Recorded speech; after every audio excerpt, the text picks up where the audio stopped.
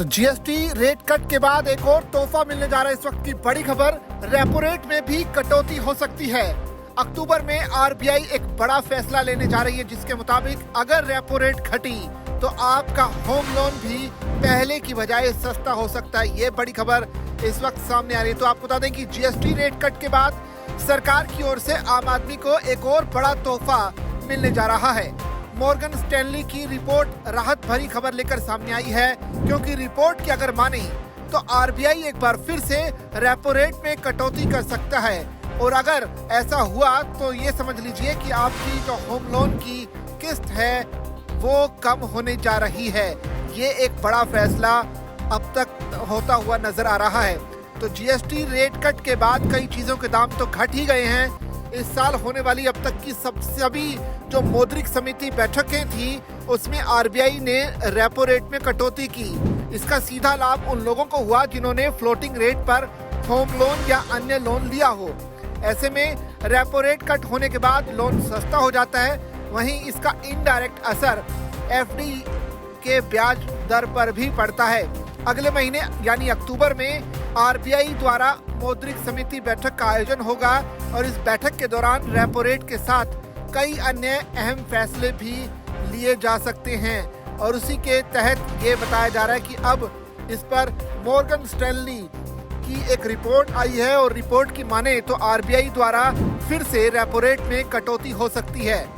अब ये कटौती कितनी होगी इस बारे में भी खैर कुछ नहीं कहा गया, लेकिन मॉर्गन स्टैनली इस बात का दावा कर रही है कि आरबीआई रेपो रेट में 0.25% की कटौती कर सकती है। ये रिपोर्ट सोमवार यानी आज ही जारी की गई है। रिपोर्ट में कहा गया है कि जीएसटी रेट में होने वाली कटौती से महंगाई यानी सीपीआई, जिसे हम आम भाषा में कंज्यूमर प्राइस इंडेक्स बोलते हैं, इसमें कमी आ सकती है। फाइनेंशियल ईयर 2025-26 में महंगाई दर 2.4% सालाना रह सकती है। इसलिए रिपोर्ट में यह अनुमान लगाया जा रहा है कि आरबीआई द्वारा रेपो रेट में अक्टूबर में 0.25% और दिसंबर में 0.25% कटौती की जा सकती है। यहाँ अब के लिए यह भी जानना जरूरी है कि आखिर ये रेपो रेट होती क्या है। दरअसल देश की केंद्रीय बैंक हर साल 2 महीने के गैप में मौद्रिक समिति की बैठक करती है।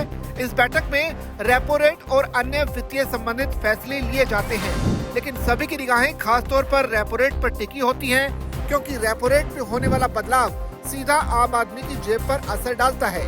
रेपो रेट की मदद से आरबीआई महंगाई पर नियंत्रण पाने की कोशिश करता है।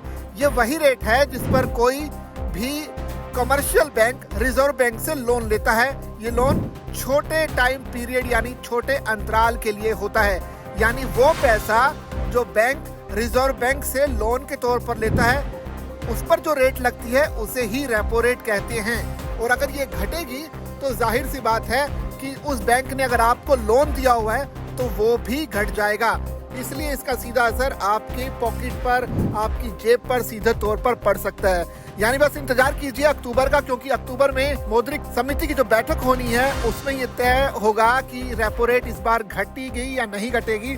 और अगर ये घटती है तो निश्चित तौर पर आपके होम लोन पर, आपके कार लोन पर और जो भी लोन आपने लिया हुआ है उस पर इसका सीधा असर पड़ेगा। इस पूरी खबर पर आपकी क्या राय है, आप कमेंट करके हमें जरूर बताइए। और इसी तरह की और भी खबरें देखने के लिए बने रहिए जागरण बिजनेस के साथ।